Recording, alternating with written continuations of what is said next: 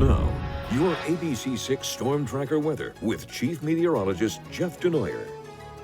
Let's go switch gears for just a second. I'm going to talk about the heat. I think I've talked about it enough all week, but let's talk about it more in just a moment. But first, a new update on the tropical outlook for the Atlantic this year. NOAA puts out a forecast back in like May, and then they revisit it in August. And not much has changed. The original forecast had 14 to 21 named storms. Now they changed it to 14 to 20. The total number of hurricanes still 6 to 10.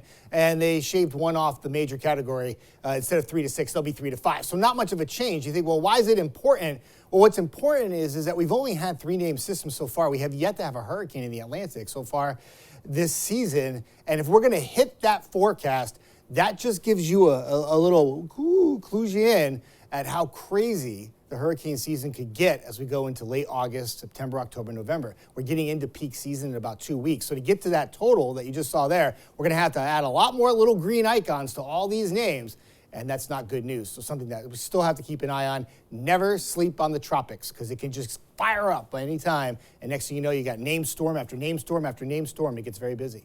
Outside right now, the air mass is tropical, but certainly no hurricanes or tropical storms out there right now, but it feels like it. Temperatures in the upper 70s, dew points are way high, and it's really humid. So for tonight, clear skies, warm, humid, not the night to open up the windows and let it rip. AC would be best. Temperatures in the low to mid 70s. Tomorrow, hot and humid again. Air temperatures, maybe a degree or two less than today, but the humidity is going to be higher. So in the end, we all get to around 100 is how it will feel in the afternoon away from the beaches. Rhode Island beaches, mid-80s, but you'll still feel like 90 to 95 with the humidity. So certainly some relief at the beach. If you want to head south, have a great time. Make sure you stay safe, stay hydrated, jump in the water, cool off, and be safe. Certainly a beach day tomorrow. And if you're lucky enough to have Friday off and make it a 3-day weekend, have a great time. Take some pictures. Send them in. I'll be very jealous. Heat advisory for tomorrow.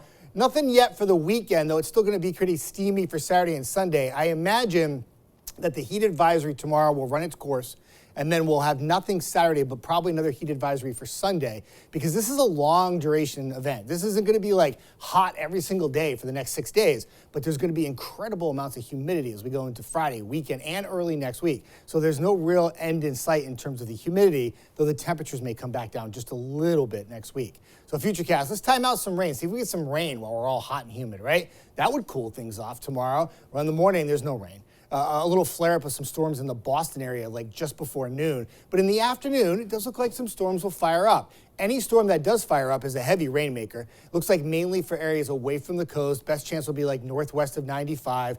And anything that does flare up by sunset will start to diminish. Then on Saturday, a few showers in the morning and another few showers will try to fire up in the afternoon. But one thing you see here, they're all around us and they're kind of missing. I've kept a few showers in the forecast for Saturday, but I think more of the day will be dry than get wet. And it's just another really humid day. Maybe not as hot, but still uncomfortable, near 90 degrees. Sunday's dry, and then a weather change for next week with a real good opportunity for rain for all locations, especially when we get to the middle part of next week. Nick?